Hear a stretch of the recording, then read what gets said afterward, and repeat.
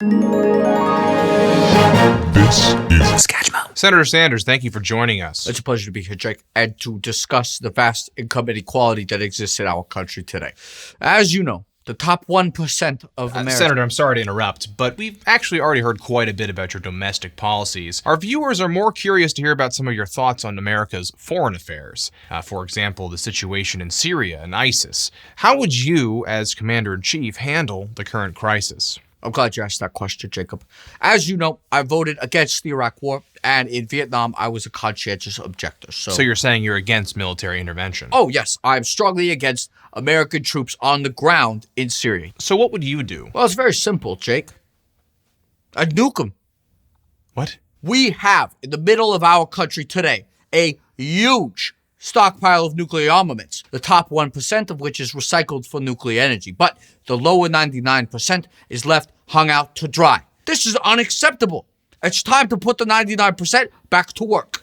I'm sorry, are you seriously saying you want to start a nuclear war? You got a better idea? You got the Russians backing Assad, you have ISIS, obviously bad guys, and then you have a slew of rebel factions that we've spent millions of dollars arming. It's a mess. It's time to hit the reset button.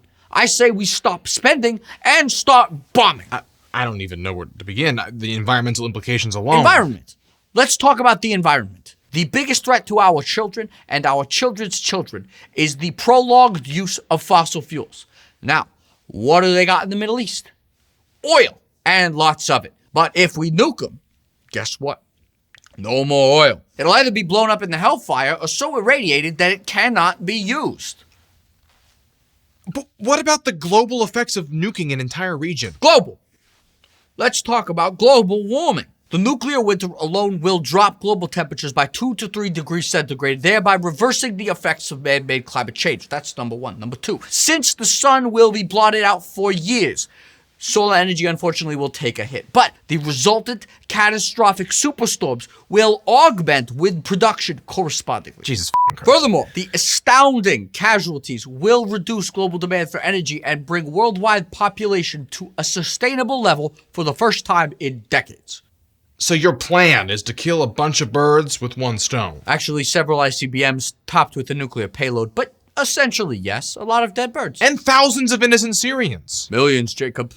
Millions. And what do you say to the Syrians watching this program right now? This may not be good politics, but Syria, prepare to feel the burn. Now, I'd like to take a moment to discuss single-payer healthcare. In Denmark,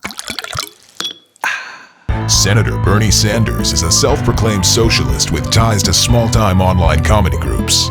If Bernie were president, we'd all have to click on this link to subscribe. Well, don't click it. Are you tired of upstart comedians sticking their big red noses into politics where they don't belong? Then don't click it. Does the mere thought of laughter make you physically ill? Then definitely don't click it. Bernie Sanders, rabble-rouser, socialist, comedian? Paid for by Hillary Clinton for president. Hillary Clinton, smiling disingenuously since 1998.